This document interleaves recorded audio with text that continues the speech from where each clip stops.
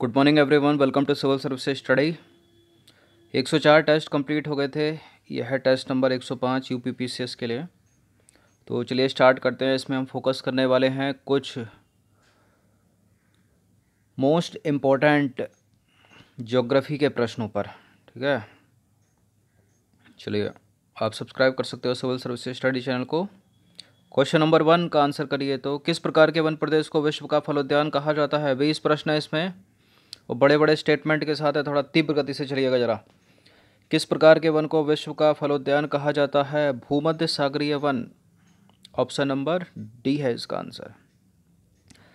तो भूमध्य सागरीय वन प्रदेश को फलों की कृषि के कारण विश्व का फलोद्यान भी कहा जाता है। इन क्षेत्रों में आमतौर पर संतरा, अंजीर, जैतून, अंगूर जैसे फल पैदा किए जाते हैं, लेकिन लोगों ने अपनी इच्छा अनुसार कृषि करने के लिए यहाँ की प्राकृतिक वनस्पति को हटा दिया है, अतः यहाँ वन्य जीवन कम है। ऐसा यहाँ नहीं, हर जगह हो रहा है। क्वेश्चन नंबर 2 पर आ जाइए। महाद्वीपों के किस भाग में भूमध्य सागरीय वनस्पति पाई जाती है? प्रश्न इंपॉर्टेंट है, यूपीएससी के स्तर का है पूरा। महाद्वीपों के किस भाग में भूमध्य सागरीय वनस्पति पाई जाती है? पश्चिम और दक्षिण पश्चिम। Option number B. तो महाद्वीपों के पश्चिम, ठीक है, और दक्षिण पश्चिम किनारों पर भूमध्य सागरीय वनस्पति पाई जाती है। यह अधिकतर यूरोप, अफ्रीका, एशिया के भूमध्य सागर के समीप वाले प्रदेशों में पाई जाती है, इसलिए इसका नाम यह पड़ा है। इन प्रदेशों में गर्म शुष्क वाली ग्रीष्म ऋतु एवं वर्षा वाली मृदु शीत ऋतु होती है। ठीक है, ये इम्पोर्टेंट है।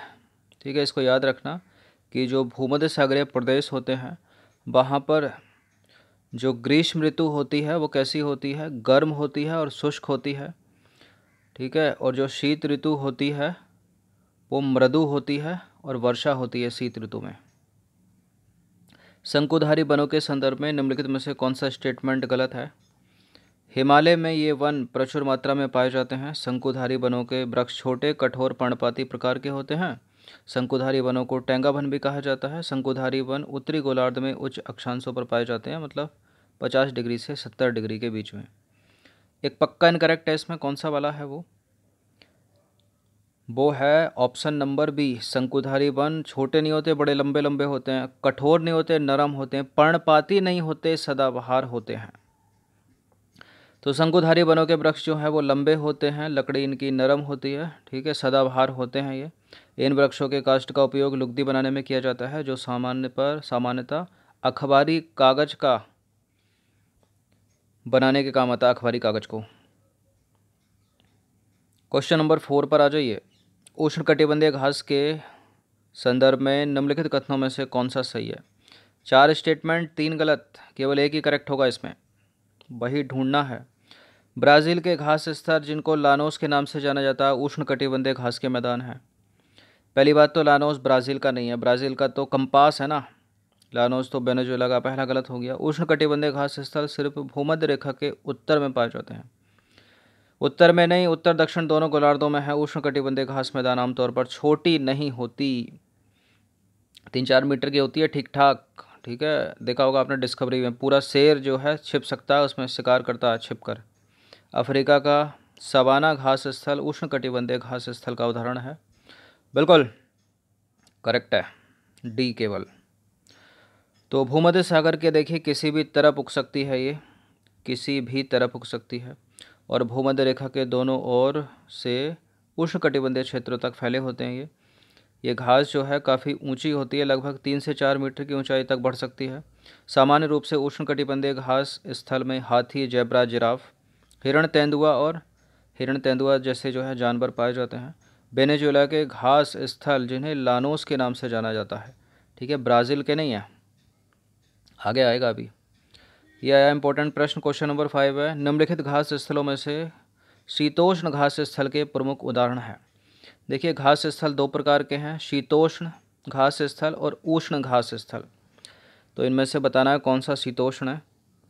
पैम्पास, स्टेपी, प्रेरी, डाउन्स बेल्ट। पैम्पास है अर्जेंटीना का, प्रेरी है उत्तरी अमेरिका, डाउन्स है ऑस्ट्रेलिया, बेल्ट है दक्षिण अफ्रीका और स्टेपी है मध्य एशिया।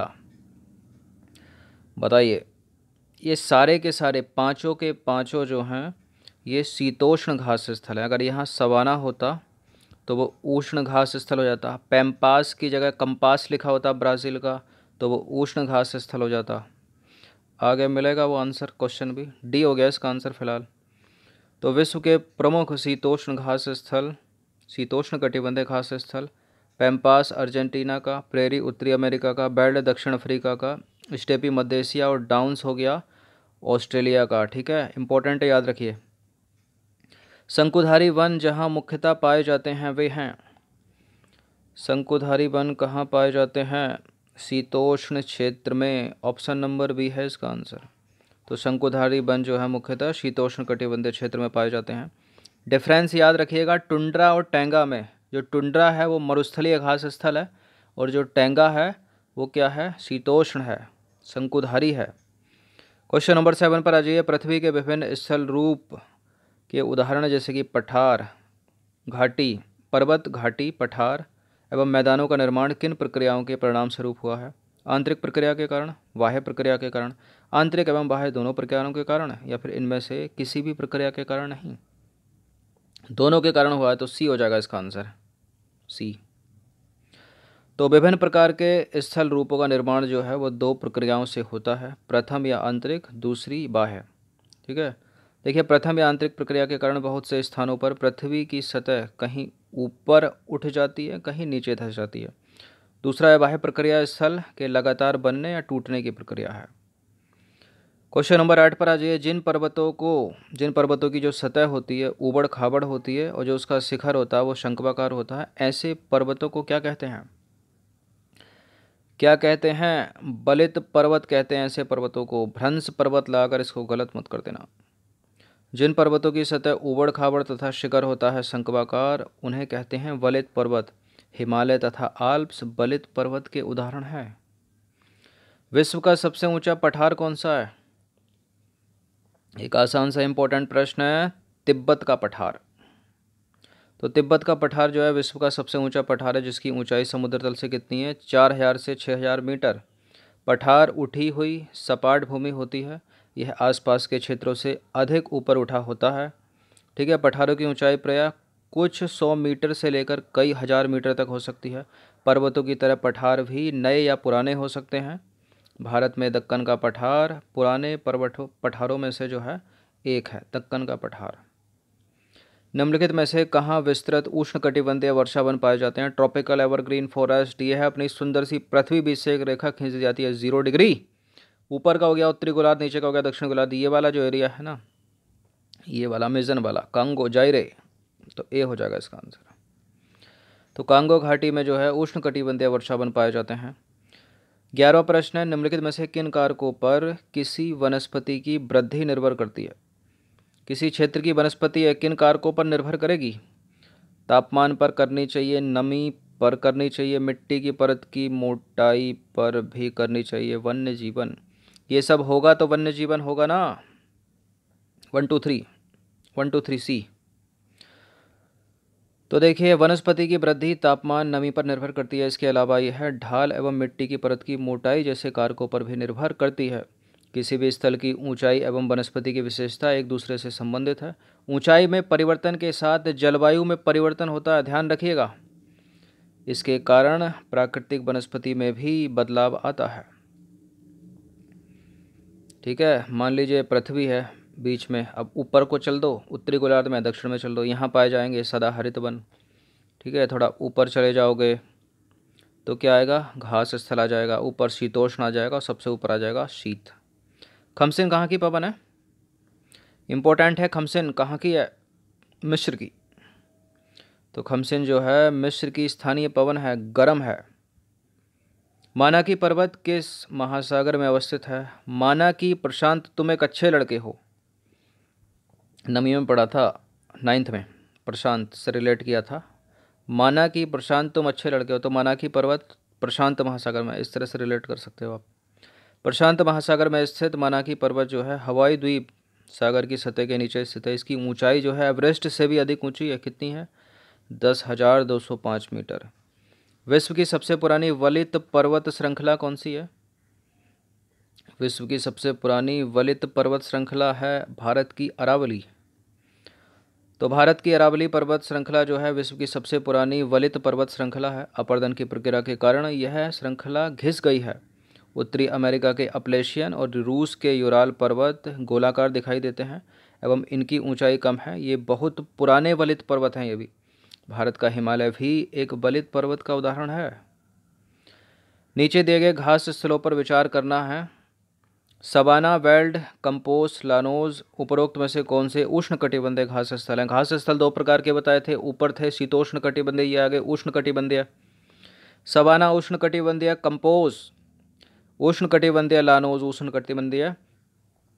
अगर कंपोस की जगह पंपास होता तो अर्जेंटीना का ऊपर शीतोष्ण कटिबंधीय हो गया था। हाँ, जो बेल्ट जो है वो है दक्षिण अफ्रीका का, साउथ अफ्रीका का, ये ऊपर हो गया है शीतोष्ण कटिबंधीय। तो दो को एलिमिनेट करो, जहाँ जहाँ दो है वो नहीं होगा, ये नहीं होगा, इसमें दो है ये नहीं होगा, इसमें दो है ये नहीं होगा, सी हो जाएगा इसका आंसर। तो विश्व में उष्ण कटिबंधीय घास स्थल के प्रमुख उदाहरण हैं पूर्वी अफ्रीका के सवाना घास स्थल, ब्राज़ील में पाए जाने वाले घास स्थल जिन्हें स्थानीय भाषा में कंपोज कहते हैं, वेनेजुएला के घास स्थल जिन्हें लानोस के नाम से जाना जाता है। तो अलग कर लेना, ऊपर के 5 ये नीचे 7। यांगतीसी नदी कहाँ बहती है? सबको पता होगा। कहाँ बहती है? रूस में नहीं, चीन में। 17वां प्रश्न है, विश्व की सबसे बड़े एवं घने वन है? क्या हो जाएगा? विश्व के सबसे बड़े एवं घने वन कहाँ पर हैं? ब्राज़ील, वही अमेज़न वाला एरिया। तो अमेज़न बेसिन के वर्षा वन विश्व में जो है सबसे बड़े और घने वन है। ट्रॉपिकल एवरग्रीन है ना ये, क्योंकि दक्षिण अमेरिका के कुल क्षेत्र में जो कि दक्षिण अमेरिका के कुल क्षेत्र का 40% का आवृत करते हैं। ये वन जो हैं ब्राज़ील के अतिरिक्त आपको मिलेंगे बोलीविया में, पेरू में, कोलंबिया में, वेनेजुएला में, घाना में और सूरीनाम में। क्वेश्चन नंबर 18 है, विश्व वन क्षेत्र में किस एक के फैलाव की प्रतिशतता सर्वाधिक है? विश्व स्तर पर बतानी है। भारत में तो पर्णपाती और विश्व में कौन है? शीतोष्ण शंकु वृक्षी वन। तो उपरोक्त में से शीतोष्ण शंकु वन जो है वर्तमान में विश्व में सर्वाधिक क्षेत्र को आच्छादित करते हैं। शीतोष्ण शंकु वृक्षी वन मुख्यतः उच्च अक्षांशों पर पाए जाते हैं। क्वेश्चन नंबर 19 पर आ जाइए। निम्नलिखित देशों में से किसमें कुल भौगोलिक क्षेत्रफल का 60% भाग पर वन बनाए रखने का संवैधानिक प्रावधान है? बहुत ही अच्छा प्रावधान है। तो दूसरे देशों को सीख लेनी चाहिए इससे। भूटान ने ऐसा कर रखा है। तो भूटान सरकार ने अपने देश में कुल भौगोलिक क्षेत्रफल के कम से कम 60% भाग पर वन बनाए रखने के लिए संवैधानिक प्रावधान किया है। वर्तमान में भूटान का लगभग 72% भूभाग वनों से आच्छादित है। अंतिम प्रश्न है क्वेश्चन नंबर 20 है, फान एक स्थानीय पवन है, कहाँ चलती है ये? फान कहाँ बहती है? यह है स्विट्जरलैंड की। तो फान जो है वो आल्प्स पर्वत के दक्षिण ढाल से ऊपर चढ़कर उत्तरी ढाल के सहारे नीचे उतरती है। इसका सर्वाधिक प्रभाव स्विट्जरलैंड में होता है। तो बड़ा ही इम्पोर्टेंट टेस्ट निकला है। तो मोस्ट इम्पोर्टेंट, इनकी प्रकृति बिल्कुल ऐसी है, स्टेट पीसीएस वाली, और ख़ासकर यूपी पीसीएस के फेवरेट। ठीक है, अच्छे से इनकी प्रैक्टिस कम से कम एक बार तो कर ही लेना। धन्यवाद।